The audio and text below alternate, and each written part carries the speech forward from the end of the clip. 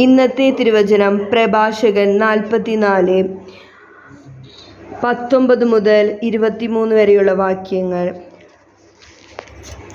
Abraham, ഇസഹാക്ക്, യാക്കോബ് അനേക ജനങ്ങളുടെ പൂർവികരായിരുന്നു.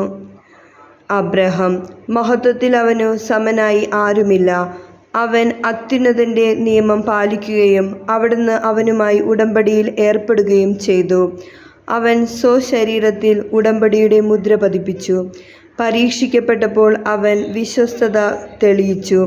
അതിനാൽ അവൻ്റെ സന്തതി വഴി ജനതകൾ അനുഗ്രഹിക്കപ്പെടുമെന്ന് കർത്താവ് അവനോട് ശപഥം ചെയ്തു.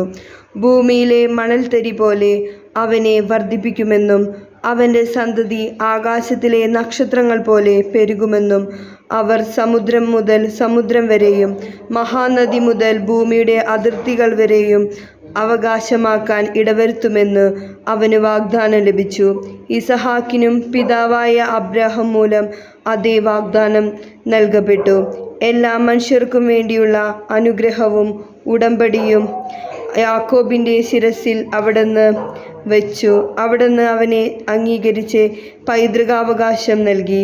അവിടുന്ന് ഓഹരി നിശ്ചയിച്ച് അത് 12 ഗോത്രങ്ങൾക്കായി ഭാഗിച്ചു കൊടുത്തു. നമ്മുടെ കർത്താവ്